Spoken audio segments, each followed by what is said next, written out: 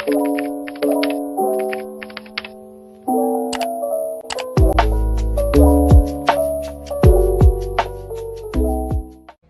now let's see how these tenses are used when they go with when and while in a sentence.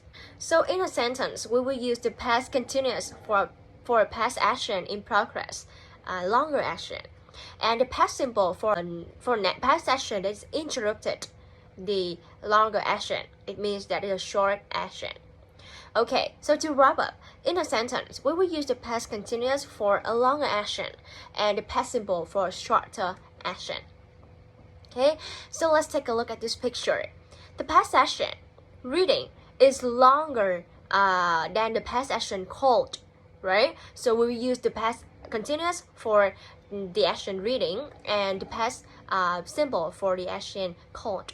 So we have the phrase, so we will use in the structure like was reading and called. So here are the examples. When we use two tenses, past simple and past continuous, we will connect two clauses in a sentence by using when and while. So you can see them in these examples here. Okay, so in the first sentence, the past action talking is longer than the past action arrived. It means that I was talking, then suddenly she arrived. Okay, and we connect two clauses by using when. We have the sentence like this. I was talking on the phone when my sister arrived. And the other examples are analyzed the same. So now let's take a look at the structures of when and why. So as you see the examples I showed you in the previous slide, there are two ways to put while and when in a sentence, right? At the beginning of a sentence and also in the middle of a sentence.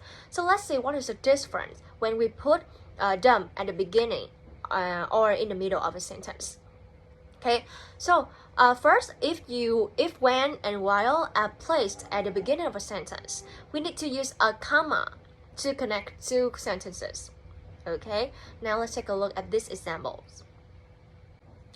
And but, if when and while are placed in the middle of a sentence, we don't need to use a comma to connect two clauses. For example. Okay, so now it's time for you to put what you have learned so far in the practice. So in this exercise, you have to complete the sentences using the correct word forms.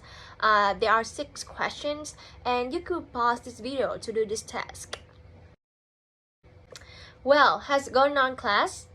Okay, I know it's a bit confusing to find the difference between them, right? So let's take a look at the answer key here, and let's count how many correct answers do you have in this exercise.